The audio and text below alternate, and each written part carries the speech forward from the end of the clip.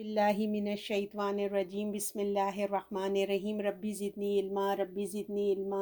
रब्बी इश्रह ली सदरी व यस्सिर ली अमरी वहलुल उक़दतम मिन लिसानी यफ़क़हू क़ौली अम्मा बाद फ़अऊज़ु बिल्लाहि मिनश्शैतानिर्रजीम बिस्मिल्लाहिर्रहमानिर्रहीम सूरतुल बक़रा। इंशाअल्लाह ताला आज हम 158 से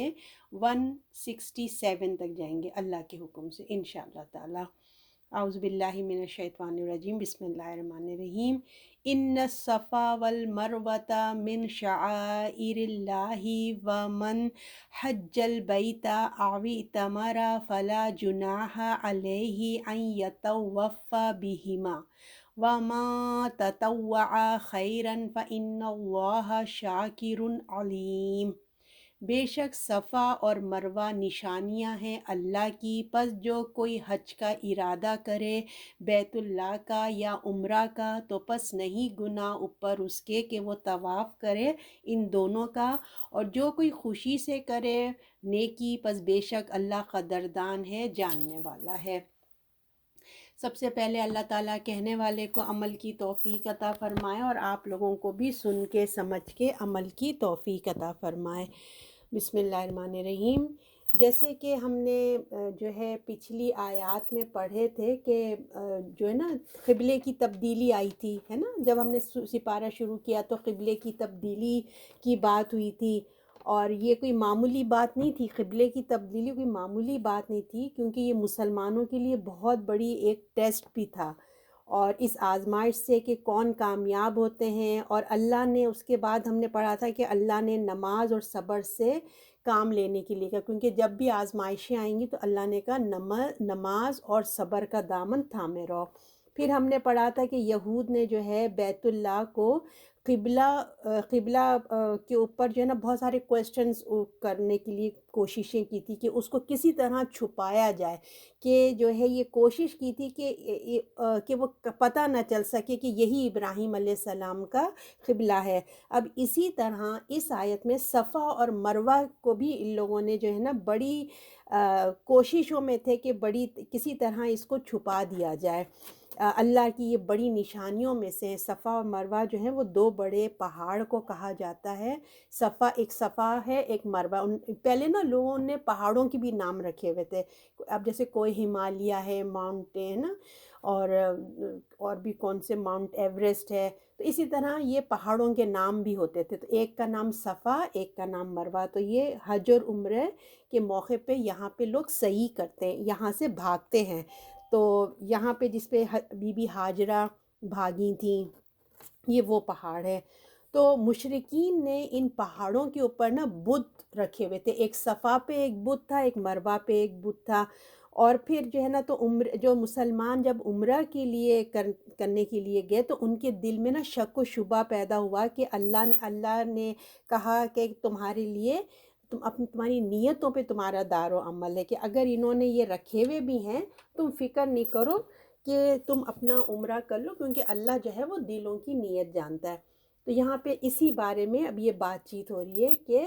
बेशक सफ़ा और मरवा निशानियां हैं अल्लाह की, जो कोई हज करे बैतुल्लाह की। शाइरिल्लाह, शायर निशानी, शायर कहते हैं एक बहुत बड़ी हकीकत, कोई अलामात, कोई यादगार के तौर पे जो क़ायम हो जाती है ना, कोई चीज़, बड़ी सी चीज़ जो हमेशा से लोगों की एक निशानी बन जाती है, उसको कहते हैं शायर।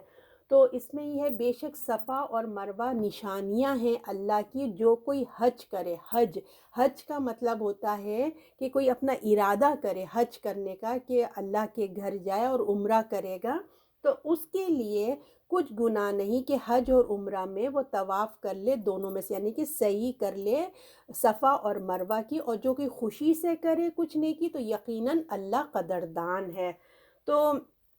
जैसे कि मैंने आपको ये बताया, ये वाज़े हो गया था कि यहूद जो हैं वो तरह तरह से तरीके कर रहे थे कि खाने काबा का ताल्लुक़ हज़रत इब्राहीम से किसी तरह कनेक्शन ना हो। इसी तरह वो बहाने करते थे कि सफ़ा और मरवा का वो भी कनेक्शन काट दे। वो कहते थे हज से इसका क्या ताल्लुक़ है, सही की क्या हकीकत है। तो ऐसे ऐसे वो बहाने करते और लोगों को چاہتے کسی طرح ان کے دل میں شک اور شبہ میں مبتلا کر دیں کہ جو آپ صلی اللہ علیہ وسلم ہے یہ وہ پیغمبر نہیں ہے جس کے لیے حضرت ابراہیم علیہ السلام نے دعا کی تھی۔ تو لہٰذا صفا مروہ بھی ایک بہت امپورٹنٹ رکھتے ہیں۔ کچھ مفسرین نے یہ کہا ہے، جیسے ہم نے یہ حدیث سنی ہوئی ہے نا کہ صفا و مروہ میں آپ حضرت بی بی ہاجرہ جو ہیں وہ بھاگی تھیں، اس کے بعد آب زمزم نکلا تھا، آپ لوگوں نے سنا ہوگا۔ اسی طرح کچھ مفسرین کا یہ خیال ہے کہ صفا و مروہ ہی وہ جگہ ہے جہاں حضرت اسماعیل علیہ السلام کی قربانی ہوئی تھی، یہ وہ جگہ ہے۔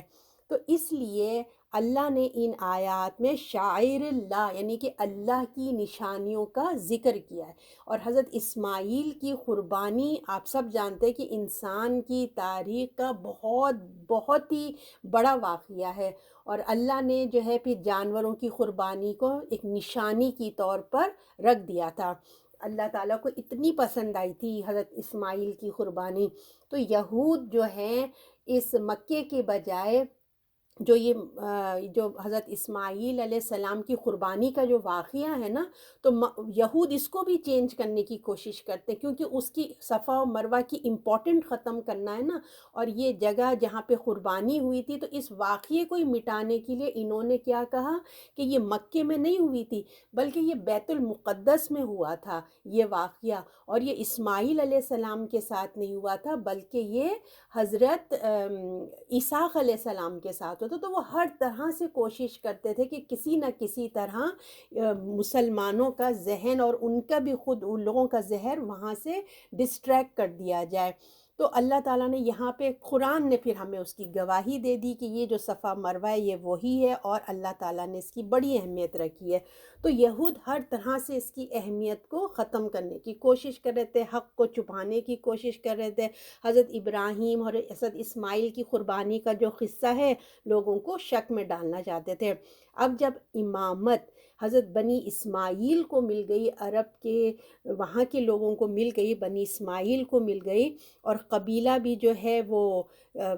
قبلہ بھی جو ہے وہ چینج ہو گیا تھا، ہے نا، تو وہ ایک نشانی تھی بڑی۔ تو اس بات کو اللہ نے قرآن میں ارشاد فرمایا کہ صفا اور مروہ اللہ کی نشانیوں میں سے ایک نشانی ہے، یہ ایک علامات ہے، یہ ایک سائن ہے، بگ سائن ہے، یہ بھی حج کی علامات میں سے بہت بڑی علامات ہے۔ تمہارے دل میں کوئی شک و شبہ نہیں ہونا چاہیے، تو تم بغیر شک و شبہ صحیح کر لیا کرو، یعنی کہ وہاں پہ جاؤ اور 7 چکر جو لگانے ہوتے ہیں وہ لگا لیا کرو۔ تو لہٰذا جو کوئی حج یا عمرے کے لیے آتا ہے تو اس کی صحیح کرے، تو یہ کوئی نہ سمجھے کہ یہ وہ، جیسے میں نے آپ کو کہا نا کہ وہاں پہ وہ بت رکھے تھے تو یہ بدعت ہوگی، ہم نہیں کر سکتے، یہ بلکہ یہ بدعت نہیں ہے، یہ ایک بہت بڑی نیکی ہے۔ اللہ تعالیٰ نے فرمایا یہ اللہ کی نشانی ہے، اللہ کی عظیم شاعر ہے، یعنی کہ بہت بڑی نشانی ہے، یادگار کے طور پہ زندہ ہے، کتنے زمانے سے زندہ ہے، اور یہ قیامت تک بھی زندہ رہے گی۔ تمام آگے کی جو آنے والی نسلوں کے لیے یہ ایک یادگار قائم ہے، اور تا قیامت رہے گی یہ یادگار، کیونکہ دیکھیے آج تو ہمارے پاس چیزیں پریزرو کرنے کے لیے یا اس کو سیو کرنے کے لیے بہت ساری ٹیکنالوجی آ گئی ہے نا۔ اگر آپ اس زمانے میں جائیں، آدم علیہ السلام کے زمانے سے بات کریں آپ، تو اس وقت تو کچھ بھی نہیں تھا، ہے نا۔ تو اس لیے اللہ تعالیٰ نے ہمیشہ قائم رہنے والا اسلام ہے، آپ کو پتہ ہے وہ دین ہے، اور یہ قیامت تک باقی رہے گا۔ تو اس کی بھی جو نشانیاں ہیں، اللہ کی طرف کی جو نشانیاں، وہ بھی قیامت تک کے لیے قائم رہے گی، وہ یادگار ہیں، کیونکہ ہم تو چلے جائیں گے، پھر آنے والی نسلوں کے لیے اللہ تعالیٰ نے وہ نشانیوں کو قائم رکھا ہے۔ تو اس لیے اللہ تعالیٰ نے کہا کہ یہ بہت بڑی یادگار ہے جو تا قیامت تک رہے گی، اور جو کوئی، اللہ تعالیٰ آگے فرمایا، نہیں گناہ اس پر کہ طواف کرے دونوں کا، جو کوئی خوشی سے کرے کچھ نیکی، تو یقیناً اللہ قدردان ہے اور جاننے والا ہے۔ تو جو کوئی بھی بیت اللہ کا طواف کر کے صحیح کرتا ہے، 7 چکر لگاتے ہیں وہاں پہ، تو جو کوئی بھی یہ کام، یہ نفل عبادات ہیں، ٹھیک ہے، جو کوئی خوشی سے کرے، اللہ کی جو یہ نیکی ہے یہ ایک بہت بڑی نیکی ہے، اور اللہ اس کو قبول فرماتے ہیں، اور جو کوئی خوشی سے کرے تو اس کی تو اللہ بہت قدردانی مہربانی بھی کرتے ہیں پروردگار۔ دیکھیں اصل میں کیا ہوتا ہے کہ جو کوئی ہم عمرے کو بڑی خوشی کا معاملہ ہے نا، یہ عمرہ جو ہوتا ہے، جو بھی نفل عبادت ہوتی ہے وہ آپ اپنی خوشی سے کرتے ہیں، آپ پریشر میں آ کے نہیں کرتے، او یہ کرنا ہی ہے، نفل نمازیں کہہ لیں، روزے کہہ لیں، کوئی بھی عمرہ کہہ لیں، تو یہ سب خوشی کی عبادت ہے کیونکہ یہ نفلی چیزیں ہیں۔ تو اسی طرح سعی کرنا، وہ جو دو پہاڑوں کے بیچ میں چکر لگانا ہے 7 ٹائم، وہ بھی ایک خوشی کی عبادت ہے۔ تو یہ کوئی آسان کام نہیں ہوتا، 1-2 چکر آپ لگاتے ہیں، آلموسٹ 1 مائل تو ہوگا وہ، میرے خیال سے آپ 1-2 چکر لگاتے ہیں تو انسان کی ساری خوشی جو ہے وہ ہلکی ہلکی ختم ہونے لگتی ہے، تھکان، باڈی میں تھکان آنے لگتی ہے۔ تو لہٰذا کہا گیا خوشی سے کرو، جو کوئی خوشی سے کرے، کوئی تھکان کی وجہ سے نہیں، بلکہ اندر کی خوشی میں کمی آ جاتی ہے نا، تو وہ آپ اپنے اس کو سنبھالیں۔ لہٰذا جانے سے پہلے ہمیں اپنے آپ کو مینٹلی تیار کرنا ہے کہ ہم عمرے پہ جا رہے ہیں، حج پہ جا رہے ہیں، تو آف کورس ہم کو جو ہے وہاں پہ ایک جہاد ہے، ایک محنت کا کام ہے۔ وہاں پہ جانے سے پہلے اپنے آپ کو بہت واک کرنے کی عادت ڈالنی چاہیے، تاکہ وہاں پہ تو پتہ ہے نا بہت واک ہی بہت کرنا پڑے گا۔ تو اپنے آپ کو فزیکلی طور پہ، مینٹلی طور پہ اور اسپریچولی طور پہ ہمیں تینوں، ذہنی، دلی اور ہمارے جسمانی طور پہ ہم کو تیار ہو کے ہمیں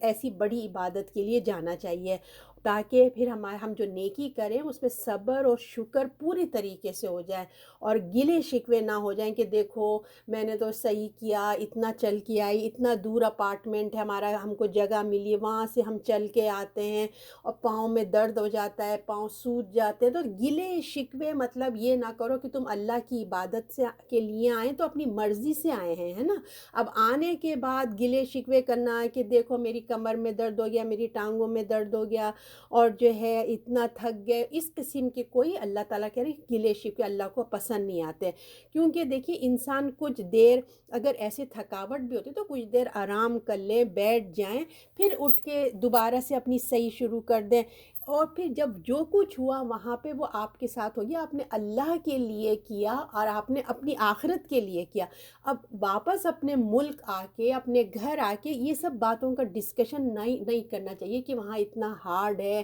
وہاں اتنا مشکل ہوتا ہے۔ تو اس سے کیا ہوتا ہے، ایک تو ہماری ناشکری بھی ہو جاتی ہے اور لوگوں کو بھی موٹیویشن ان کا ڈاؤن ہو جاتا ہے۔ تو لہٰذا فرض کے ساتھ ساتھ جو جتنی بھی نفل ادا کرے، اللہ کا مہربانی ہے، اللہ اس کی قدردانی کرتا ہے نفل عبادت کی، اس کو مزید بڑھا کر دیتا ہے۔ تو ہمیں بھی دعا کرتے رہنا چاہیے کہ اللہ ہماری بھی جو نیکیاں ہیں نا احد پہاڑ جتنی بن جائیں، ہے نا، اور ساری ہماری برائیوں کو اللہ تعالیٰ نیکیوں میں کنورٹ کر دیں۔ اب آیت نمبر 159، بے شک جو لوگ چھپاتے ہیں جو کچھ ہم نے اتارا ہے صاف حکم اور ہدایت کی باتیں، اس کے بعد کہ ہم انہی لوگوں کے لیے کتاب میں کھول چکے ہیں، وہی ہیں جن پر اللہ لعنت کرتا ہے اور ان پر لعنت کرنے والوں کی لعنت ہوتی ہے۔ اب یہاں پہ یہ بتایا جا رہا ہے اس آیت میں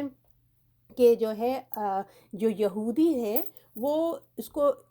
دین کے حق کو جو چھپا رہے تھے نا، یہ ان کے بارے میں بات ہو رہی ہے کہ یہودی چھپانے کی کوشش کرتے تھے۔ دیکھیں چھپاتا کون ہے، جس کو پتہ ہوتا ہے نا، جو جانتا ہے کوئی بات، وہی انسان چھپاتا بھی ہے۔ تو یہاں پہ یہ بتایا جا رہا ہے کہ اللہ فرماتے ہیں کہ کہاں اللہ نے فرمایا کہ ہم نے ان لوگوں کو، یعنی کہ یہود و نصاروں کو ہدایت دی، ان کو بتایا گیا تھا کہ ان کی کتابوں میں لکھ دیا گیا تھا کہ آپ صلی اللہ علیہ وآلہ وسلم جو ہیں ان کی نبوت آنے والی ہے، آپ صلی اللہ علیہ وسلم آنے والے ہیں، قرآن ہر چیز کے بارے میں بتا دیا گیا تھا، مگر دیکھیں تاکہ وہ اس سے فائدہ اٹھائیں، اس لیے ان کو بتایا گیا تھا، فائدے کی بجائے انہوں نے کیا کیا، چھپانے لگے اس کو۔ تو جو لوگ اس طرح حق کا انکار کریں اور جان بوجھ کر جھٹلائیں، ہے نا، چھپایا اللہ کی آیات کو، رسول اللہ کی نبوت کو، اور اپنی بجائے بتانے کے اپنی مرضی کی باتیں لوگوں کو بتانا بیٹھ گئے، تو لہٰذا اب وہ لوگ اللہ کی سزا میں آ گئے، یعنی کہ جو جان بوجھ کے، ایک ہوتا ہے نا انسان کو علم نہیں ہے، ایک ہے جان بوجھ کے پرپزلی یہ کام کرنا، تو اللہ تعالیٰ ایسے لوگوں کے لیے کہہ رہا ہے کہ ان کے لیے سزا ہے۔ ایسے لوگ جو ان لوگوں پہ اللہ کی لعنت آ گئی ہے، اللہ ان پہ لعنت کرتا ہے، اور تمام مومنین اور تمام مخلوق اللہ کے اوپر جو ہے نا، ان کے اوپر، ایسے لوگوں کے اوپر جو جان بوجھ کے حق کو چھپائیں، ایسے لوگوں پہ لعنت ہوتی ہے، کیونکہ ان کے اس عمل کی وجہ سے نا، جو انہوں نے چھپایا ہے، اس سے لوگ گمراہ ہو گئے، لوگوں کو حق کا پتہ نہیں چل سکا، اس لیے اللہ نے اتنی بڑی سزا رکھی ہے۔ تو جس طرح امانت کا منصب ہے نا، جتنی بڑی امانت، جیسے ہم کو بنی اسماعیل کو جو امامت ملی تھی، کتنا بڑا آنر ہے، سب سے بڑی، بہت بڑا آنر ہے، تو سب سے بڑی نعمت ہے یہ، کسی کو اتنی بڑی اللہ تعالیٰ نے جو اللہ نے ہم کو ایک اتنا بڑا منصب، اتنا بڑا آنر دیا ہے، تو اسی طرح اللہ کی جو لعنت ہوتی ہے وہ سب سے بڑا عذاب ہے، سمجھ لیجئے بہت بڑا عذاب ہے یہ، دنیا میں بھی ذلت اور رسوائی ہوتی ہے، اور ہمیشہ، اور آخرت میں تو آپ کو پتہ ہے ہمیشہ ہمیشہ کے لیے ان کے اوپر عذاب ہوگا۔ تو اللہ سے ہمیں دعا کرتے چاہیے کہ اللہ ہم سب کو اپنی حفاظت میں رکھیں پروردگار، کیونکہ اللہ کی جو لعنت ہوتی ہے وہ دنیا اور آخرت کہیں کا انسان کو سکون نہیں لینے دیتی ہے۔ تو یہ دیکھیے، یہ سب علماؤں کے لیے نہیں ہے، بلکہ ایسے لوگوں کے لیے جو حق بات کو چھپاتے ہیں۔ آپ کو پتہ ہے آج بھی ایسے علماء ہیں کہ ایسے غلط مطلب غلط سنت کی باتیں بھی نہیں ہوتی ہیں، غلط باتوں کو وہ منبر پہ بولتے ہیں، اور اگر ان سے پوچھا بھی جائے تو وہ ٹامٹول کر کے باتوں کو گول کر دیتے ہیں۔ تو ایسے علماؤں کے لیے جو چھپاتے ہیں بات کو، حق کو جان کے کہ وہ چھپاتے ہیں، ہے نا، تو یہ ان کے لیے اللہ تعالیٰ نے تنبیہ کی ہے کہ علم کو چھپانا نہیں چاہیے، کوئی مذہب کے بھی علماء حق بات کو بتانا چاہیے۔ علماء جب تک لوگوں کو حق نہیں پہنچاتے نا، تو پھر کیا ہوتا ہے، لوگوں میں گمراہی اور شک و شبہ پیدا ہو جاتا ہے، لوگوں کے اندر کیا صحیح ہے کیا غلط ہے نا، اور تہمت پرستی شروع ہو جاتی ہے، گمان پہ اپنے اپنے کام شروع ہو جاتے ہیں۔ اور بعض دفعہ دیکھیے علماء درس میں کچھ، جیسے علماء ہیں ممبر پہ بیٹھے ہیں، اب ان کے سامنے کچھ لوگ ایسے آ کے بیٹھ گئے، اب وہ سوچتے ہیں کہ اب جو میرے درس کا ٹاپک ہے، اگر میں ان کے سامنے بیان کروں گا، یہ میں حق بات بتاؤں گا، ایسے لوگوں کے دیکھ کر حق بات بتاؤں گا، تو کیا ہوگا، یہ تو پھر ناراضی ہو جائیں گے، نیکسٹ ٹائم یہ لوگ آئیں گے نہیں، کوئی لڑائی جھگڑا کر دیں گے، تو یہ ان کو دیکھ کے نا، وہ کیا کرتا ہے، اپنے حق بات کا ٹاپک ہی بدل دیتا ہے، حق بات کو بتانا ہی سے چھپا لیتا ہے نا، کہ میں چلو بعد میں بتاؤں گا، جب یہ نہیں ہوں گے تو میں بتا دوں گا، تو حق بات کو چھپا دے۔ تو علماء کو ایسا نہیں سوچنا چاہیے، اگر ان کو حق بات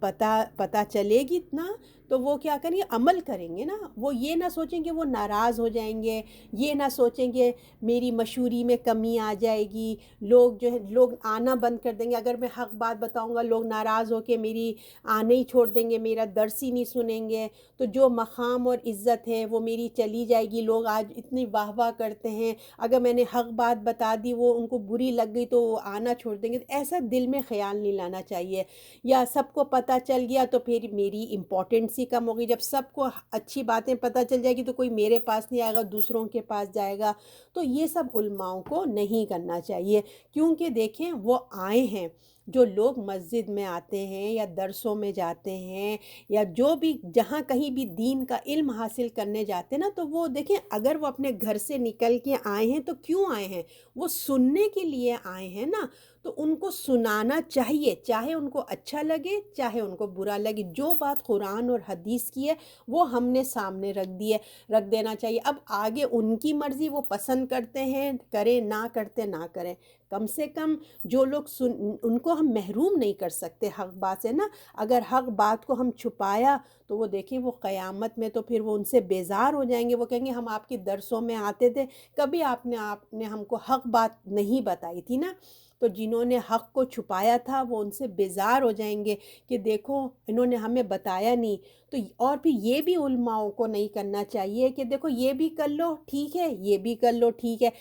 ایسے کیسے ہو سکتا ہے کہ دونوں چیزیں تو ٹھیک نہیں ہو سکتی نا، کوئی ایک چیز ٹھیک ہو سکتی ہے، تو صحیح بات بتانا چاہیے، یہ جو سامنے والا ہوتا ہے اس کو خود ڈیسیجن اللہ نے اس کو دماغ دیا ہے، سوچ فکر دی ہے، اس کے پاس بھی قرآن ہے، اسٹڈی کر سکتا ہے، وہ خود اپنے سے ڈیسیجن بنائے کہ کیا صحیح ہے کیا غلط ہے، دعا کرے کہ اللہ مجھے صحیح بات بتائے۔ تو لوگوں میں شک و شبہ پیدا نہیں ہونا چاہیے، جیسے نا، تاکہ صحیح بات بتائیں، یہ بھی کر لو وہ بھی کر لو، تو لوگوں کو آپ ڈاماڈول نہیں کرو کہ یہ بھی ٹھیک ہے وہ بھی، تو لوگ کہاں جائیں گے؟ لوگوں کو آپ بتائیے دیکھیے یہ بات ہے، اور جو آپ کو بات قرآن اور حدیث سے سب سے زیادہ کلوز لگتی ہے اور آپ کے دل کو اطمینان دیتی ہے، آپ، کیونکہ آپ کا جواب سوال اللہ سے ہوگا، ہے نا؟ آپ کو اللہ جب آپ سے پوچھے گا یہ آپ نے کیوں کیا، تو آپ وہاں ایکسپلین کریں گے کہ یہ وجہ تھی، اگر وہ واقعی صحیح وجہ تھی تو اللہ اس کو ایکسیپٹ کرے گا۔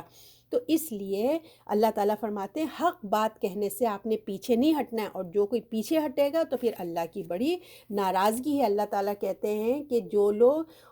بے شک جو لوگ چھپاتے ہیں جو کچھ ہم نے اتارا ہے صاف حکم اور ہدایت کی بات، اس کے بعد کہ ہم ان لوگوں کے لیے کتاب میں کھول چکے ہیں، وہی ہیں جن پر اللہ لعنت کرتا ہے اور ان پر لعنت کرنے والے لعنت کرتے ہیں۔ کتنی بڑی سزا ہے، دیکھیں علم کو چھپانے کی کتنی بڑی سزا ہے۔ تو اس لیے اللہ تعالیٰ کہہ رہے ہیں ایسا کام مت کرو۔ تو یہ آخری بات یہ ہے کہ ہم اور ہمارے لیے بھی کہ ہم کسی پہ لعنت نہ بھیجیں، ٹھیک ہے؟ ہم کسی کو بھی لعنت نہ دیں، کیونکہ ہم نہیں جانتے کہ اس کے بارے میں اللہ جانتے، کیونکہ یہ اللہ، یہ بہت بڑی بات میں نے آپ سے کہا تھا نا کہ لعنت کوئی معمولی چیز نہیں ہوتی ہے، اللہ کو پتہ ہے اس کے انسائیڈ آؤٹ سائڈ، تو اللہ ڈیسیجن میک کرتے ہیں کہ کون اس کا حقدار ہے، تو وہی وہ کہہ سکتا ہے۔ لیکن ہمیں آپ کو اپنی زبان کو سنبھال کے رکھنا چاہیے اور ایسے ورڈوں کو نہیں نکالنا چاہیے منہ سے، ٹھیک ہے؟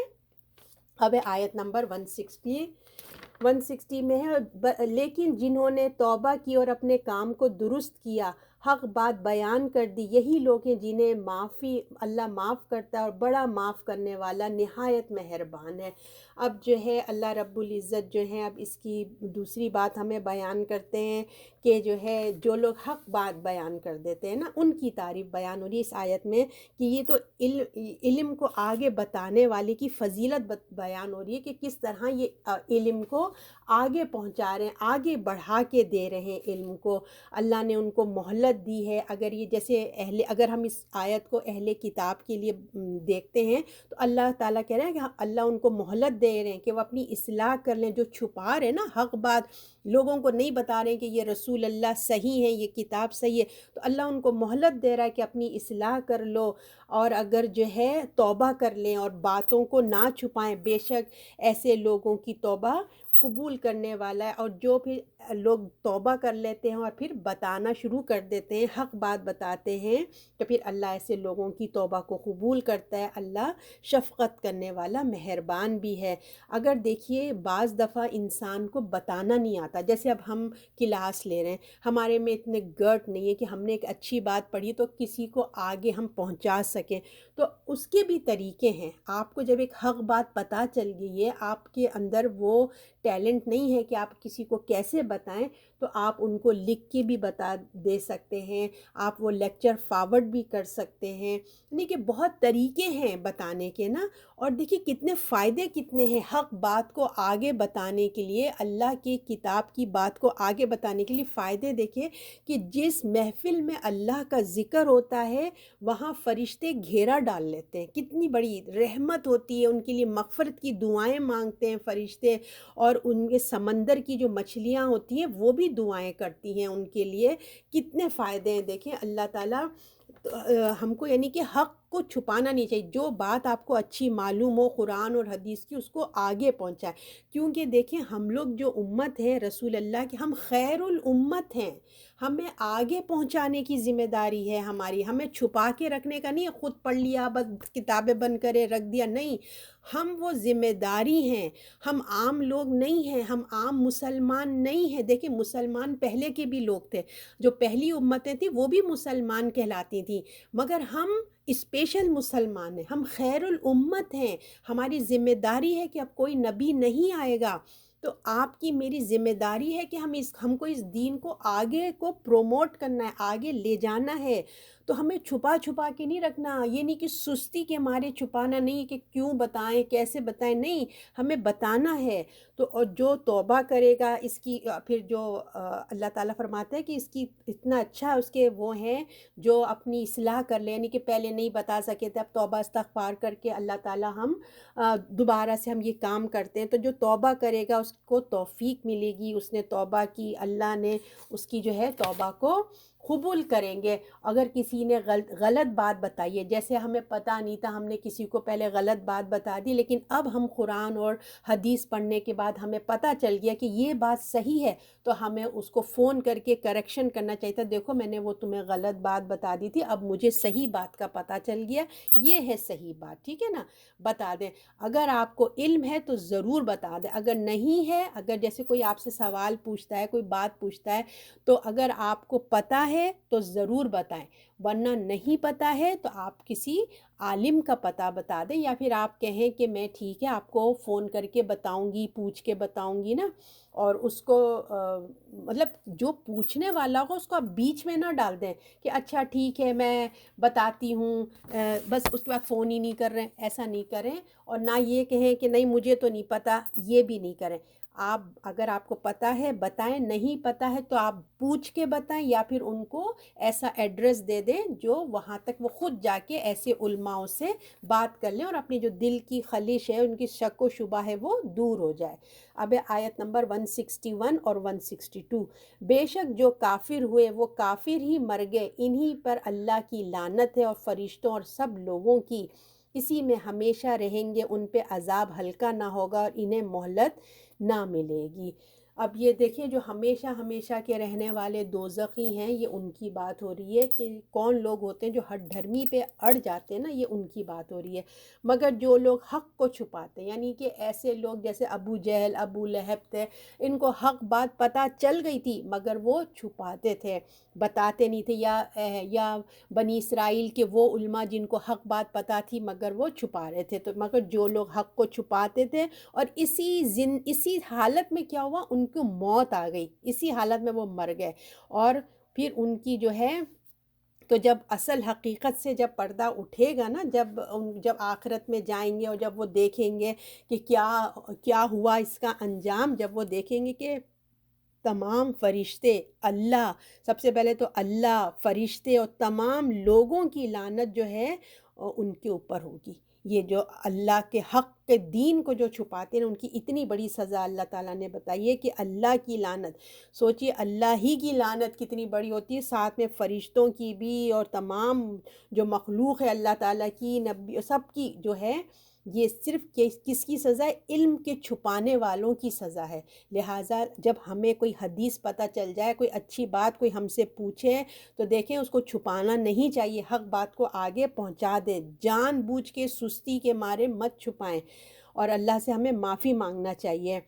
تو بلکہ گناہ گار بھی دیکھیے اس پہ لعنت بھیجے گا، اور جو اس کی پیروی ہر کوئی، مطلب اس کی گمراہی اتنی ہوگی کہ اس پہ لعنت ہی ہو رہی ہوگی، وہ کبھی بھی اس سے نہیں نکلے گا، یعنی کہ جو ایک دفعہ وہ دوزخ میں داخل ہوگا وہ اس میں ہمیشہ رہیں گے، اس پہ عذاب کبھی ہلکا ہی نہیں ہوگا، اور ان کو نہ مہلت بھی نہیں ملے گی، ایک سیکنڈ کو بھی ان کو مہلت نہیں ملے گی، اور ان میں سے عذاب ہلکا بھی نہیں ہوگا اور کمی بھی نہیں ہوگی۔ اب یہاں تو دیکھیں اگر ہم کو بہت گرمی لگ رہی ہے تو ہم لوگ تھوڑی دیر سائے میں، شیڈ میں آ جاتے ہیں نا، ٹھنڈا پانی پی لیتے ہیں، اے سی کھول لیتے ہیں، کچھ نہ کچھ ہو جاتا ہے، لیکن وہاں کا عذاب، وہاں کی گرمی، یعنی کہ اللہ رب العزت فرما رہے ہیں بے شک جو کافر ہوئے وہ کافر ہی مر گئے، اللہ استغفر اللہ، اور اللہ کی لعنت ہے اور فرشتوں کی اور سب لوگوں کی لعنت ہے، اور اس میں وہ ہمیشہ رہیں گے، ان پر عذاب ہلکا نہیں ہوگا۔ ایسی کوئی معمولی بات نہیں ہے علم کا چھپانا، جان بوجھ کے اسپیشلی، اور ان کو نہ مہلت بھی نہیں ملے گی، ایک سیکنڈ کے لیے بھی نہ کمی ہوگی، نہ یہ ہوگا کہ آج سیٹرڈے ہے، آج سنڈے ہے، آج چھٹی ہو جائے ہماری، ایسا بھی مہلت نہیں ملے گی، مسلسل جو ہے وہ ان کے اوپر عذاب طاری رہے گا۔ اب آیت نمبر 163، تمہارا معبود ایک ہے، نہیں ہے کوئی معبود مگر اس کے سوا، اس کے بڑا وہ بہت مہربان اور رحم کرنے والا ہے۔ اب جو اتنا بڑا ہم کو جو آنر ملا ہے نا، امامت کا جو آنر ملا ہے کہ ہمارے پاس لیڈرشپ آ گئی، بنی اسرائیل کے پاس سے لے کے بنی اسماعیل میں لیڈرشپ آ گئی، تو یہ جو ذمہ داری ہے اتنی بڑی لیڈرشپ کی، امامت کی جو ذمہ داری ہے، اس کے ساتھ ساتھ ہمارا توحید کا ہونا بھی بہت ضروری ہے نا، کیونکہ ہم جو ہیں وہ دوسروں کو کنونس کرنے والے نا، دوسروں کو بات بتانے والے، دوسروں کو آگ سے بچانے والے، تو لہٰذا اللہ تعالیٰ کہتے ہیں سب سے پہلے تمہاری ذمہ داری کہ اپنا توحید کو ٹھیک ہونا چاہیے، سب سے بہت ضروری، کیونکہ دیکھیے شیطان ادھر اسی میں سے کیا کرتا ہے، سوراخ ڈالتا ہے، ادھر ہی سے گمراہی کو نکالتا ہے، ادھر ہی سے لوگوں کو ٹریک سے ہٹا دیتا ہے، کیونکہ اس کو پتہ ہے کہ گناہ کریں گے تو اللہ معاف کر دے گا، انسان توبہ کرے تو اس کو ایسا کرو، نیکیوں پہ نیکیاں کرتے جاؤ، مگر اس کا جو توحید ہے، جو اللہ کے اوپر کانسیپٹ ہے، جو ہمارا دین جس پہ کھڑا ہوا ہے نا، وہیں سے اس کو ٹیڑے پہ لے کے چل جاؤ، اس کو پتہ بھی نہیں چلے گا، وہ سمجھے گا میں تو بڑا نیک کام کر رہا ہوں، لیکن اصل بیس ہی اس کی خراب ہے، تو آگے تو کچھ بھی نہیں چلے گا، ٹھیک ہے نا۔ تو شیطان ادھر سے ہی گمراہی پھیلاتا ہے، انسانوں نے دنیا اور اللہ، اس نے دیکھیے لوگوں نے کیا کیا، اللہ کو بھی نا انسانوں کی طرح کیا کہ انسانوں نے جیسے دنیا کے بادشاہ ہوتے ہیں نا، کنگ، ان کی طرح اللہ کو سمجھ لیا ہے، اور دنیا کے بادشاہ کی طرح سمجھتے ہیں، جیسے دنیا کے جو ہوتے ہیں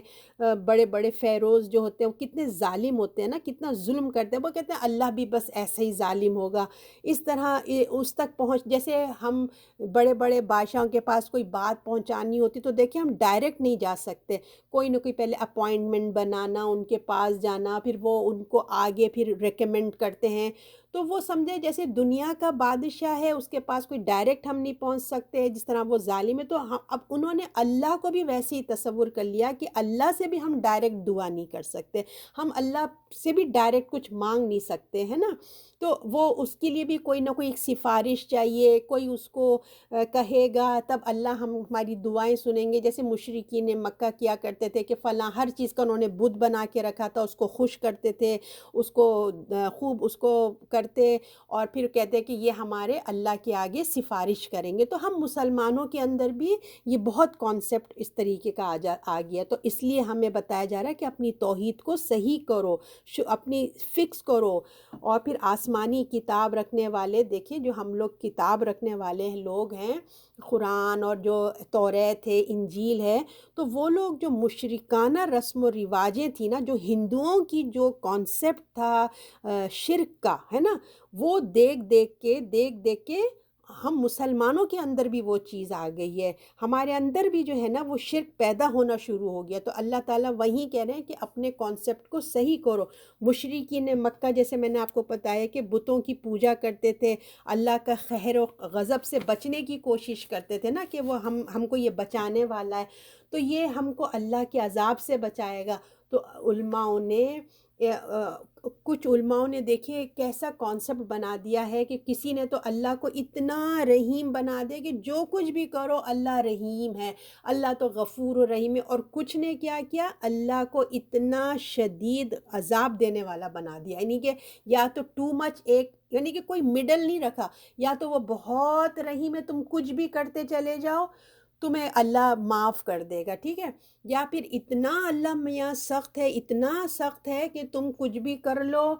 تم کو اللہ عذاب ہی دے گا، تو پھر شیطان نے اس سے فائدہ اٹھایا، جب ایسے کانسیپٹ لوگوں نے ممبرز ہوتے ہیں نا، جو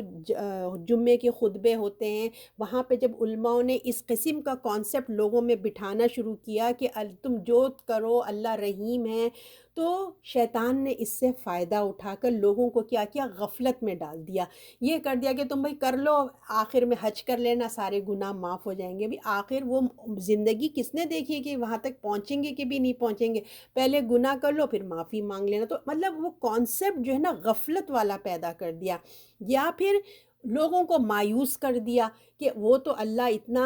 غضب والا ہے، اتنا عذاب دینے والا ہے، تمہیں تو اللہ معاف ہی نہیں کرے گا، دیکھنا تمہیں تو جہنم میں ہی ڈالے گا اللہ تعالیٰ، اتنا مایوس کر دیا۔ تو اللہ تعالیٰ فرماتے ہیں کہ دیکھو کہ تم جو ہو نا، تم سب کا معبود ایک ہی ہے، یاد رکھو نہیں ہے اس کے سوا کوئی معبود، وہ بہت مہربان ہے اور نہایت رحم والا ہے۔ کس کے لیے مہربان ہے، کس کے لیے رحم والا ہے؟ جو اللہ کو ایک مانتا ہے اور اللہ کے احکامات پہ چلتا ہے۔ ورنہ تو ہم پچھلی آیتوں میں پڑھ کے ہی آئے ہیں، جو ڈھیٹ قسم کے لوگ ہیں تو اللہ ان کے اوپر شدید عذاب بھی دیں گے۔ اب آیت نمبر 164، بے شک آسمان اور زمین کی پیدا کرنے میں اور رات اور دن کے بدلتے رہنے میں، کشتیوں میں اور دریا میں چلتی ہے لوگوں کے کام کی چیزیں ہیں لے کر، اور پانی میں جسے اللہ نے آسمان سے اتارا، پھر اسے زمین کو زندہ کیا، اس کے مرے پیچھے، اور اس سے سب قسم کے جانور پھیلائے، اور ہواؤں کے بدلنے کے میں، اور بادل ہیں جو اس کے حکم کے تابع ہیں، زمین اور آسمان کے درمیان، بے شک ان سب چیزوں میں عقل مندوں کے لیے نشانیاں۔ یہ آیت جو ہے نا، یہ بہترین آیت ہے، آیتوں کی آیت ہے، اس میں اتنی آیت کسے کہتے ہیں؟ نشانی۔ یہ اتنی خوبصورت آیت ہے کہ اس میں اللہ تعالیٰ نے بہت ساری نشانیاں اللہ نے اس میں جمع کر دی ہے۔ تو اس پر قرآن کی آیات کہ اتنی خوبصورت، بلکہ اس کو بہت خوبصورت آپ آیت کہیں گے۔ تو جو دیکھیے، جو ایمان جو لاتے ہیں نا، نہیں لاتے لوگوں کو قرآن کی باتیں ان کو سمجھ نہیں آتی، قرآن کی آیت سمجھ نہیں آتی، جو ایمان باتوں والی ایمان سے نہیں لاتے، تو اب ان کو دعوت دیا جا رہا ہے کہ تم ایسا کرو، اگر ایسے نہیں سمجھ آتا تو کائنات پہ تم غور و فکر کرو۔ ان آیات میں بہت ساری نشانیاں، تم غور و فکر کرو کہ دیکھو تمہارا رب جو ہے وہ کون ہے۔ اللہ دیکھیں، اللہ تعالیٰ ہر طرح سے جو ہے نا، اللہ رب العزت نے انتظام کر دیا ہے ہمارے۔ تو اللہ نے کہا ہے کہ بے شک خلق آسمان اور زمین کا پیدا کرنے میں، رات اور دن کے بدلتے رہنے میں، کتنا کتنا چینجز تم دیکھ رہے ہیں۔ تم دیکھ رہے ہیں یہ کس نے بنایا ہے، کس قدر اونچا آسمان ہے، اور زمین کو دیکھو کیسی ہے، دونوں میں کتنا ڈفرینس ہے، ایک اتنا روشن ہے اور اتنا ایک رات ہے۔ تم دیکھ رہے ہیں کس طرح سے رات کے پیچھے دن آ جاتا ہے، دن کے پیچھے رات آ جاتی ہے۔ تم نے کبھی غور و فکر کیا؟ بے شک آسمان اور زمین کا پیدا کرنے میں اور رات و دن کے بدلتے رہنے میں، یہ تو کتنی بڑی، اگر کوئی انسان غور کرے کہ یہ کیسے رات ہو جاتی ہے، کیسے دن ہو جاتی ہے، اور کیسے ایگزیکٹ ہوتا ہے، تو یہ بہت بڑی نشانی ہے اللہ کی۔ اور کشتیوں میں جو دریا میں چلتی ہے لوگوں کے کام کی چیزیں ہیں، پانی میں، اور پانی میں جسے اللہ نے آسمان سے اتارا۔ اب اللہ تعالیٰ کہہ رہے ہیں کہ اچھا ایک اور نشانی کو دیکھو، سمندر کی طرف دیکھو۔ سمندر تو سب کو بہت اچھا لگتا ہے نا، اوشن، تو دیکھو سمندر کو کیسے اللہ نے تمہارے لیے کنٹرول میں کر دیا ہے، کیسے مسخر کر دیا ہے۔ سب آپ اوشنز پہ جاتے ہیں اور آپ دیکھتے ہیں کہ ایک لمٹ تک لہریں آتی ہیں اور واپس چلی جاتی ہیں، کیوں؟ اس لیے کہ اللہ کا حکم ہے اس کو کہ آگے نہیں بڑھنا۔ اور جب سونامی کا حکم ہوتا ہے تو وہی ویوز کتنی بڑی آ کے کہاں تک چلی جاتی، تو سب یہ اللہ کے حکم کے فرما بردار ہیں، وہ اللہ کی آرمی ہیں، سمجھیے۔ اور جب اللہ کو ناراضگی آتی ہے تو سونامی کی شکل میں وہ اللہ کی آرمی بن کے آتے ہیں۔ تو اللہ کہہ رہے ہیں دیکھو کہ ہم نے کیسے مسخر کر دیا، اس کے اوپر کتنے بڑے بڑے جہاز، ٹنوں منوں تمہارے لیے جو ہے سامان ادھر سے ادھر کر کے لے کے جاتے ہیں۔ تو یہ کس کی طرف اشارہ اللہ تعالیٰ کریں کہ کشتیاں جو دریا میں چلتی ہیں لوگوں کے کام کی چیزیں لے کر، یہ کیا ہے؟ یہ ٹریڈنگ ہے، یہ بزنس ہے جو امپورٹ اور ایکسپورٹ ہوتا ہے ایک ملک سے لے کے دوسرے ملک میں۔ تو کتنا بڑے جہاز جو ہیں وہ سمندر پہ چلتے ہیں۔ اور اگر آپ دوسری طرف دیکھیں کہ آپ ایک چھوٹا سا پتھر بھی ڈالیں تو زمین پہ پانی کے اندر گھس جاتا ہے۔ یہ ایک غور و فکر کی دعوت دی جا رہی ہے کہ دیکھو جس پانی پہ اتنا بڑا جہاز چلتا ہے، اتنا بڑا شپ چلتا ہے، تو سوچو کیوں ایک چھوٹا سا پتھر اندر چلا جاتا ہے۔ تو یہ کس نے پانی کو تمہارے جہاز کے لیے، تمہاری امپورٹ ایکسپورٹ کے لیے، تمہارے بزنس کے لیے کس نے مسخر کر دیا؟ تو غور کرو، فکر کرو اس کے اندر کہ کون ہے بنانے والا۔ اور آگے بتایا جا رہا ہے کہ اور پانی ہے جسے آسمان سے اتارا، پھر زمین کو زندہ کیا اس کے مرنے کے پیچھے، اور اس میں سب قسم کے جانور پھیلا دیے، اور ہوائیں بھی بدلتی ہیں۔ بتایا جا رہا ہے کہ اور غور و فکر کرو، دیکھو کہ کس طرح زمین ڈرائی ہو جاتی ہے، پھر اللہ تعالیٰ آسمان سے کتنا دور ہے، آسمان کتنی دور سے پانی آتا ہے، آپ دیکھیے پانی زمین پہ گرتا ہے آ کے، اور اللہ تعالیٰ پوری بکٹ سے نہیں گرا دیتے، بلکہ کتنے خوبصورتی سے ایک ایک الگ الگ الگ ایک ایک پوری دھار بنی ہوئی ہوتی ہیں آسمان سے جب وہ نیچے آتے ہیں، اور کتنی برکت والا صاف ستھرا وہ پانی ہوتا ہے اللہ جو ہمیں آسمان سے اتارتے ہیں وہ پانی، اور پھر اس کے پانی کے آ جانے سے جو ہم زمین پہ ہم لوگ رہتے ہیں ہمارے لیے خوشی کا بھی سبب بنتا ہے، خوبصورتی کا بھی سبب بنتا ہے، ہمارے کھانے پینے کا بھی سبب بنتا ہے، وہ آتا ہے تو ہمارے کھانے پینے کے لیے ہماری فصلیں اگتی ہیں، اور جو ہمارے اللہ نے ہمارے لیے جانور پھیلا کے رکھے جن کو ہم کھاتے ہیں وہ بھی کھاتے ہیں، ان کے لیے بھی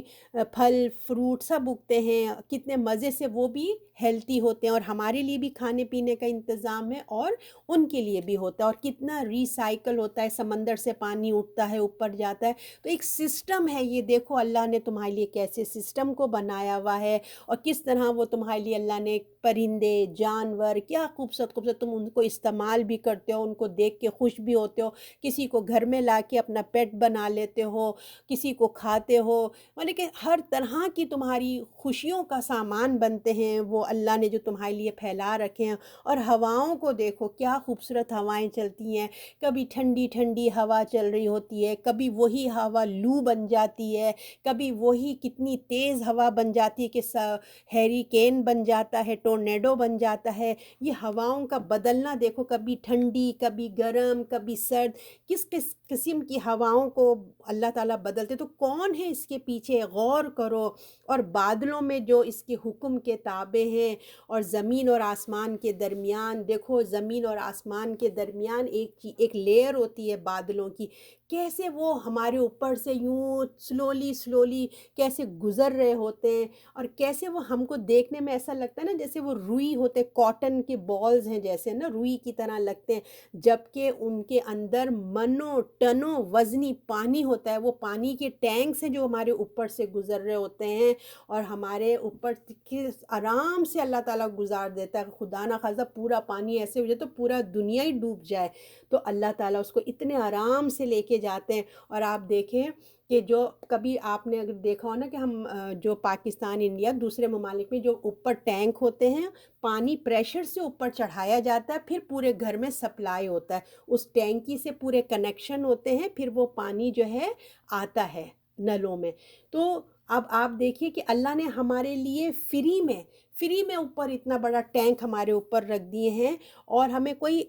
خرچہ بھی نہیں آتا، مگر جو ہم اپنے گھروں میں پانی کو اوپر چڑھاتے ہیں کتنا الیکٹرک کا خرچہ آتا ہے نا، اور وہ پانی دیکھیں جو اوپر ہمارے اوپر سے گزر رہا ہے وہ اتنا ٹھنڈا، حالانکہ اتنا اوپر ہوتا ہے وہ فروزن بھی نہیں ہوتا، بہت اسموتھلی آپ گزر جاتے ہیں، اور آپ نے کتنی دفعہ تو ہم جب ہل ایریا پہ جاتے ہیں تو بادل ہمارے اندر سے ہو کے گزر جاتے ہیں نا، کبھی کبھی کتنا فوگ ہوتا ہے، کبھی بادل کافی نیچے آئے ہوئے ہوتے ہیں، ہمیں پتہ بھی نہیں چلتا کہ وہ کتنا منو ٹنو پانی ہمارے اوپر سامنے سے لے کے گزر جاتے ہیں، تو یہ اللہ تعالیٰ نے کہا ہے کہ غور و فکر کرو کہ دیکھو زمین اور آسمان کے درمیان کیسے اللہ تعالیٰ نے بادلوں کو مسخر کیا ہے، اور آسمان بے شک ان سب چیزوں میں عقل مندوں کے لیے نشانیاں، اب یہ اللہ تعالیٰ نے شرط لگا دی ہے کہ یہ غور و فکر صرف وہی لوگ کریں گے جو عقل مند ہیں، یہ ہے نشانی، عقل مند اللہ نے کہا ہے، جو یہ عقل مند ہے وہی سوچے گا، تو دیکھیں کتنی نشانیاں اللہ نے رکھ دی ہمارے لیے، آپ نے دیکھا کیا کیا اللہ نے پن پوائنٹ انگلی رکھ رکھ کے ہمیں بتایا ہے کہ دیکھو کتنی نشانیاں ہیں، تو سب سے پہلے اس کے لیے تو ہم اللہ کا شکر ادا کریں الحمدللہ کہ ان سب چیزوں سے فائدہ کون اٹھاتا ہے، بارش جانور اور یہ سمندر، کون فائدے اٹھا رہا ہے، انسان کے لیے سب کچھ اللہ نے بنایا، آپ کے لیے، صرف آپ کے لیے، صرف میرے لیے، ہر ایک کو اللہ کا بندہ ہے، ہر ایک کے لیے اللہ نے یہ فیسیلیٹ کیا ہے، صرف اور صرف آپ کے لیے بنایا بنایا ہے، اللہ نے میری سہولت کے لیے بنایا ہے۔ تو جب ہم یہ غور و فکر کرتے ہیں تو ہمارے اندر کیا ہوتا ہے، اللہ کے لیے شکر گزاری آتی ہے، احسان مندی آتی ہے، ہمیں اللہ کی پہچان ہوتی ہے۔ تو قرآن دراصل دیکھیے ہمارے اندر سے جو ہمارا وٹنس ہے نا، ہماری گواہی کو وہ باہر لانا چاہتا ہے، جو ہمارے اللہ نے ہمارے اندر فطرت میں جو ڈال دی ہے۔ جب ہم جب یہ تمام چیزیں نشانیاں دیکھتے ہیں تو ہمیں کوئی یاد آتا ہے۔ ہم جب اتنی بڑی بڑی سورج چاند ستارے ہم جب دیکھتے ہیں تو ہمیں یاد آتا ہے کہ کوئی ہے اس کا پیدا کرنے والا۔ جس طرح دیکھیں، اگر آپ کو کوئی بچپن میں کوئی دوست نے آپ کو گفٹ دیا ہوا ہے اور آپ کی الماری میں کبرڈ میں وہ رکھا ہے، کبھی اتفاق سے آپ الماری کھولتے ہیں یا پرانا صندوق بیگ آپ کھولتے ہیں، اس میں سے ایک دم سے وہ آپ کے دوست کا گفٹ آ جاتا ہے، تو آپ کو کتنی پرانی میموریز آ جاتی ہیں کہ او اس نے مجھے دیا تھا، ہماری دوستی ایسی تھی، فلیش بیک ہو جاتا ہے نا۔ تو اسی طرح قرآن ہم کو یہ چیزیں یاد دلاتا ہے، کیونکہ ہمارے اندر یہ اللہ نے ڈالی ہے، تو قرآن ہماری میموری کو باہر لے کے آتا ہے۔ تو قرآن کوئی نیو علم نہیں دے رہا ہے ہم کو، بلکہ جو چپ اللہ نے، جیسے ایک مائکرو چپس ہوتی ہے نا، ایک ہمارے اندر بھی اللہ نے جو چپ اندر ڈالی ہے، قرآن اس کو ایکٹیو کرتا ہے، ہماری جو میموری ہے، ہماری جو یادداشت ہے، اس کو واپس لاتا ہے، جو ہم نے اللہ سے وعدہ کیا تھا۔ آپ بھی وہاں تھے، میں بھی وہاں تھی، جہاں اللہ کے سامنے ہم نے کھڑے ہو کے اللہ کا ایک ہونے کا وعدہ کیا تھا کہ ہم آپ ہی کی عبادت کریں گے، اور دنیا میں آ کے وہ ہمارا امتحان کے لیے اللہ نے وہ ہم کو میموری کو ڈیلیٹ کر دیا تاکہ ہم یاد نہ رکھیں وہ وعدے کو۔ مگر اللہ کی اتنی نشانیاں ہیں، اور قرآن اتنی بڑی نشانی ہے، جب ہم اس کو پڑھتے ہیں تو وہ پھر ہمیں اندر سے فیلنگز شروع ہو جاتی ہیں، تو کہ تم اپنے رب کو بھول گئے۔ جب ہم قرآن پڑھتے تو ہم کو بتایا جاتا ہے کیا تم اپنے رب کو بھول گئے؟ دیکھو اپنے رب کی نشانیاں دیکھو، تمہیں اپنا رب یاد آئے گا، کیونکہ ہم ان کو دیکھو، کیونکہ ہم روزانہ دیکھ رہے ہیں نا، صبح ہو رہی ہے، شام ہو رہی ہے، سورج ہے، چاند ہے، تو ہم دیکھ دیکھ کے نا یوز ٹو ہو گئے، ہمیں کوئی محسوس نہیں ہوتا۔ اور خاص کر جو قرآن نہیں پڑھتے ہیں ان کو بھی جیسے ہمیں محسوس ہوتا تھا، ہاں ہے ایک بنی ہوئی دنیا، بس چل رہی ہے زندگی، ہے نا۔ تو جب ہم قرآن پڑھتے ہیں تو قرآن ہم کو اس چیز کی دعوت دیتا ہے، غور و فکر کی طرف توجہ دلاتا ہے، ہمیں احساس دلاتا ہے۔ اور اس کے بعد جب ہم قرآن پڑھتے ہیں تو ہمارے اندر ایک فیلنگز پیدا ہوتے ہیں، ہم محتاط ہو جاتے ہیں، ہمارے اندر کی جو غفلت ہوتی ہے نا، جو ہم بغیر سوچے سمجھے زندگی گزار رہے ہوتے ہیں، اس میں ہم کو ایک سوچ آ جاتی ہے کہ نہیں، مجھے کچھ کرنا ہے نا۔ پھر ہمارے دل میں شکر گزاری پیدا ہوتی ہے اپنے رب کے لیے، اور پھر ہم کیا کرتے ہیں، پھر ہمارے اندر روشنی پیدا ہو جاتی ہے۔ جب ہمیں یہ سب چیزیں، قرآن ہمارے اندر ایک لائٹ پیدا کرتا ہے، جب وہ لائٹ آتا ہے نا تو پھر ہمارے اندر کی گندگیاں ہم کو نظر آنا شروع ہو جاتی، او ہم جھوٹ بھی بولتے ہیں، ہم غیبت بھی کرتے ہیں،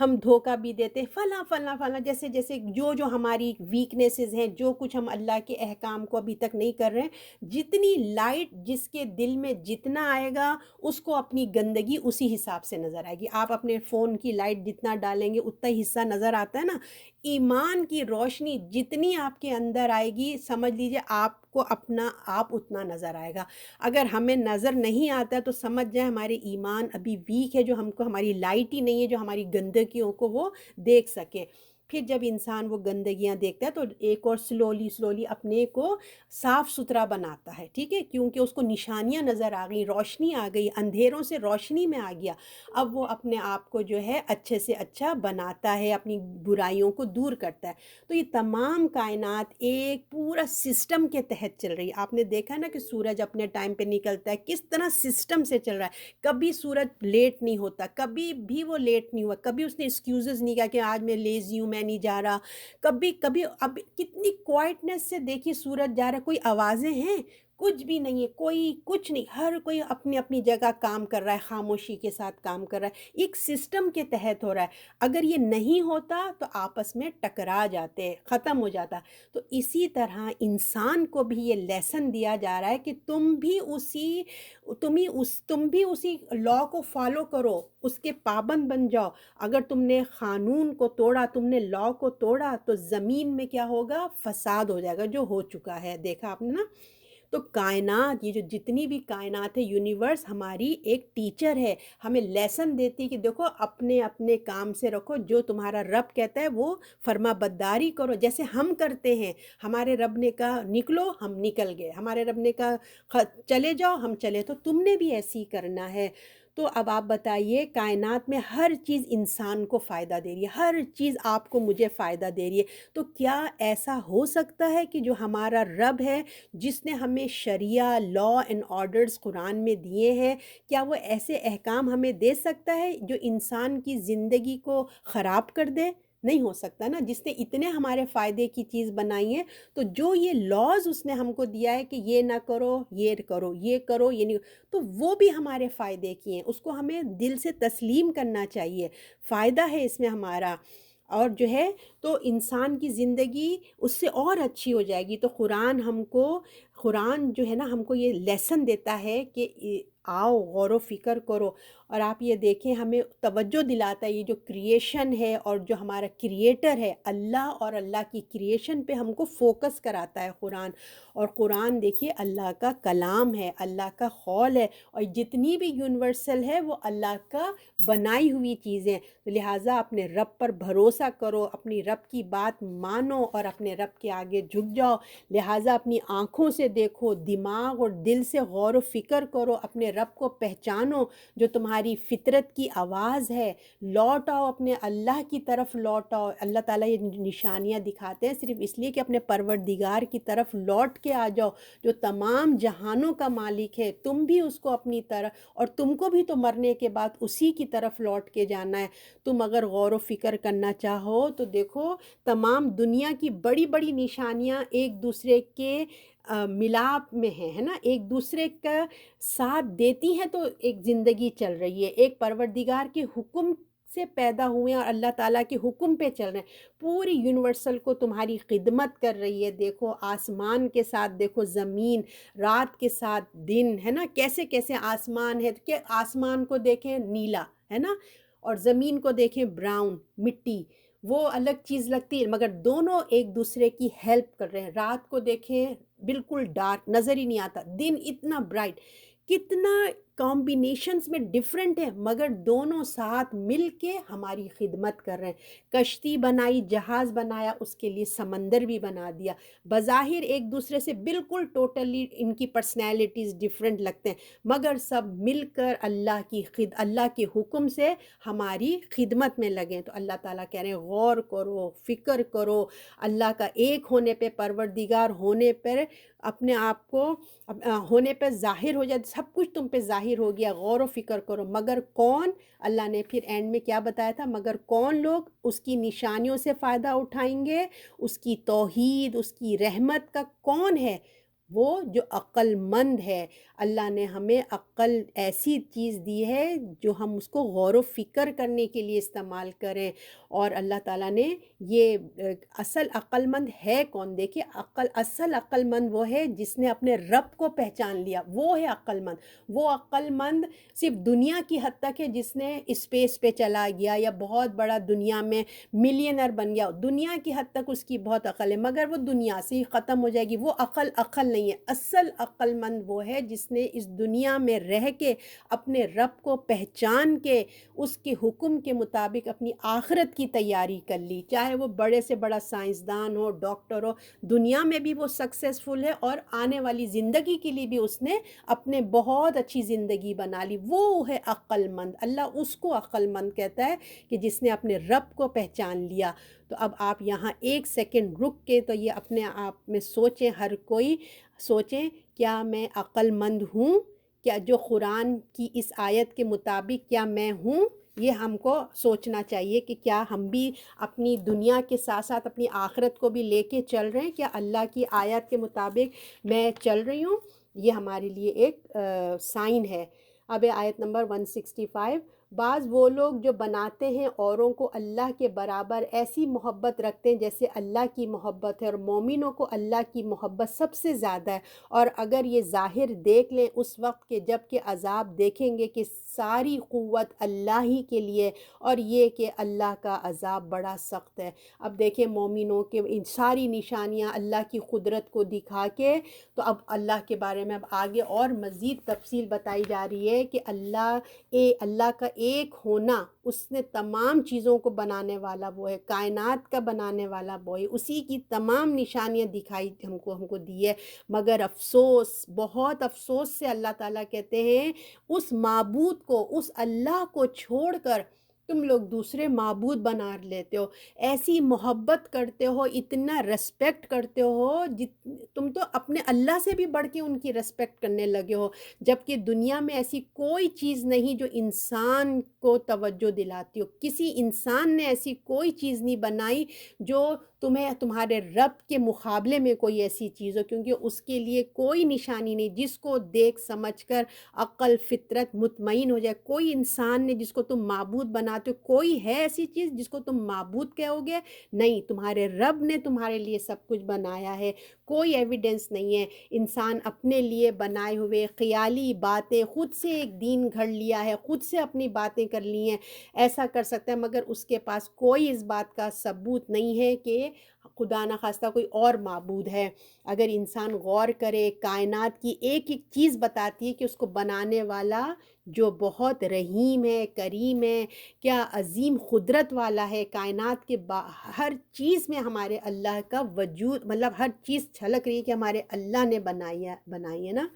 اور ان تمام کائنات کو دیکھنے کے باوجود مگر کچھ لوگ ایسے ہیں، کسی کو اور کو انہوں نے معبود بنا لیا، اور محبت وہ ایسے کرتے ہیں جیسے دوسرے کرتے ہیں، یعنی کہ دوسرے معبودوں سے اتنی محبت کرتے ہیں جتنی اپنے اللہ سے کم محبت، ان کو اپنے اللہ سے اتنی محبت نہیں جتنی وہ غیر اللہ سے محبت کرتے ہیں، حالانکہ ساری کی ساری نعمتیں اس کی طرف سے ہیں، ہمارے اللہ نے ہمیں نعمتیں دی ہیں، اس کے دل میں محبت دل میں آتی ہے، وہ محسوس کرتا ہے، مگر وہ کسی اور سے محبت کرتا ہے۔ ساری چیزیں نعمتیں تو اللہ کی لے لیتا ہے، مگر محبت کس کی ہے؟ اپنے اللہ سے زیادہ بتوں کی محبت یا کسی غیر اللہ کی محبت اس نے دل میں بٹھا کے رکھی ہے۔ تو جو لوگ ایمان والے ہیں وہ دنیا کی ہر چیز سے بڑھ کر اللہ سے محبت کرتے ہیں۔ یہ مومن کی شان ہے کہ اس کو اپنے اللہ سے محبت سب سے زیادہ ہوتی ہے۔ ایک کاش کہ وہ ظالم اس وقت کو دیکھیں جب ان کے سامنے سے، جب یعنی کہ آخرت کا منظر یہاں کھینچ کے بتایا جا رہا ہے کہ ان کے سامنے جو غفلت کا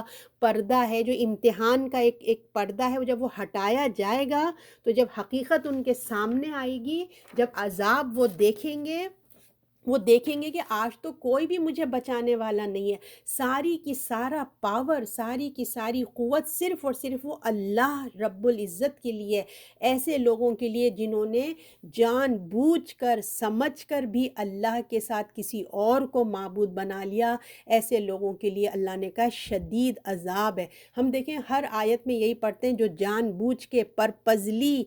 ذہن میں آ گیا، دل میں بات اٹک گئی، پتہ چل گئی کہ ہاں یہ صحیح ہے، لیکن نہیں، میں تو وہی کروں گی جو میرے ماں باپ کرتے آئے، میں تو وہی کروں گی جو ہمارا کلچر کہہ رہا ہے۔ یہ جان بوجھ کے اگر آپ اپنا سب کچھ سمجھ جانے کے بعد، پوری آپ کی مس انڈرسٹینڈنگ دور ہو جانے کے بعد بھی اگر آپ وہ کریں، تو پھر ایسے لوگوں کے لیے اللہ تعالیٰ نے کہا ہے پھر دیکھ لو کہ وہاں پہ کوئی بچانے نہیں آئے گا، وہاں تو صرف اور صرف اللہ ہی کا پاور ہے، اللہ ہی ہے۔ یہاں پہ اس اللہ سے محبت کرو تو آخرت میں بھی تمہارے کام آئے گی۔ کیوں نہ اس کے پاس کوئی دلیل آئی تھی، گمان نے جو لوگ تھے وہ اب پچھتائیں گے کہ ہائے ہم کر لیتے، انہوں نے ساری زندگی گمان کی زندگی گزاری، حالانکہ انبیاء آئے، ان کو بتایا، قرآن آیا، کتابیں آئیں، سب کچھ اللہ تعالیٰ نے ان کے اندر بھیج دیا کہ کوئی کنفیوژن نہ رہے، انبیاء، کتابیں، اور پھر کائنات، کتنی نشانیاں۔ اگر پھر بھی کوئی نہ مانے اور اپنی ہٹ دھرمی میں رہے، تو پھر اللہ تعالیٰ کہتے ہیں ایسے لوگوں کے لیے شدید عذاب ہے۔ تو اللہ سے دعا کریے، اللہ سے محبت، اللہ ہمارے اندر اللہ کی محبت پیدا ہو، کیونکہ یہ اللہ رسول اللہ نے ہمیں دعائیں بتائی ہیں اللہ کی محبت کی۔ اب آیت نمبر 166، جب وہ جن کی پیروی کی گئی تھی ان سے بیزار ہو جائیں گے، جنہوں نے پیروی کی تھی وہ عذاب دیکھ لیں گے، ان سے سب اسباب کٹ جائیں گے۔ اب یہ انہی کی بات ہو رہی جنہوں نے دنیا میں اللہ سے زیادہ کسی اور کو چاہا، اللہ سے زیادہ کسی اور کو مقام دیا، جب آخرت میں دیکھیں گے کہ وہ تو کچھ بھی نہیں کر رہے، سارا ہم نے ان پہ ڈیپینڈ کیا، اور اب جو ہے اب تو یہ کچھ بھی ہمارے لیے ہیلپ نہیں کر رہے، یہ کہ ہمیں تو عذاب سے بھی نہیں بچا رہے ہیں۔ تو کچھ ایسے لوگ ہوں گے دیکھیے جو اپنی عبادت خود کرواتے ہیں۔ آج دنیا میں بھی آپ نے دیکھا ہوگا کچھ ایسے لوگ ہوتے ہیں اپنے سامنے سجدہ کرواتے ہیں، اور فرعون جیسا تھا، کہتا تھا کہ میں رب ہوں، ہے نا؟ ایسے لوگ ہیں جو خود اپنے آپ کو اپنی عبادت کرواتے ہیں، اور کچھ ایسے ہوتے ہیں کہ جن کے مرنے کے بعد لوگ ان کو معبود بنا لیتے ہیں، جیسے فار ایگزامپل حضرت عیسیٰ علیہ السلام۔ تو جو دنیا میں رہ کے اپنے آپ کو معبود کہلاتے ہیں، فرعون نما لوگ ہوتے ہیں جو فرعون نے کیا تھا، اور جو کچھ مرنے کے بعد لوگ ان کو تو پتہ بھی نہیں ہوتا کہ انہوں نے ہم کو معبود بنا لیا، جیسے حضرت عیسیٰ علیہ السلام۔ تو تکلیف کے بعد تکلیف ان کے لیے اتنی تکلیف کی بات ہوگی جنہوں نے اپنے معبود انہوں نے ان کو بنا لیا تھا، جب اس دن وہ دیکھیں گے کہ ساری کی ساری جو ہم جتنا ان کو زندگی میں خوش کرتے رہے، ان کو سب کچھ کرتے رہے، ساری زندگی ان کی پیروی کی، اور آج جب وقت آیا ہے مشکل سے بچانے کے لیے، جہنم کی آگ سے بچانے کے لیے، وہ تو بیک اپ ہو جائیں گے، بھائی ہم کچھ نہیں کر سکتے، ہمارے پاس پاور تھوڑی ہے، اب تم ہماری عبادت کرتے رہے تو ہم نے تھوڑی کہا تھا کہ تم ہماری عبادت کو، تمہارا دماغ کہاں چلا گیا تھا؟ تو وہ تو کہہ دیں گے ہم کچھ نہیں کر سکتے، کیونکہ سارا کا سارا پاور اللہ کا ہے۔ وہ ان سے اتنا بیزار ہوں گے کہ وہ کہیں گے کہ آپ نے اور بھی جگہوں پہ پڑھا ہے نا، کاش ہمیں ایک اور زندگی ملتی جس طرح یہ ہم سے بیزار ہوئے ہم بھی ان سے بیزار ہو جائیں۔ تو یہاں پہ انہی کا نقشہ کھینچا ہے کہ جب وہ جن کی پیروی کی گئی تھی ان سے بیزار ہو جائیں گے، جنہوں نے پیروی کی تھی وہ عذاب دیکھ لیں گے، ان سے سارے اسباب کٹ جائیں گے، سب کچھ ختم۔ جو جن کی تم بڑی کرا کرتے تھے کہ دیکھ لو آج صرف اور صرف اگر ہے تو اللہ اور اللہ کا پاور، لہٰذا اس دنیا میں بھی اللہ کے ساتھ دوستی کر لیں اور آخرت میں بھی اسی نے کام آنا ہے۔ اب یہ لاسٹ آیت ہے 167،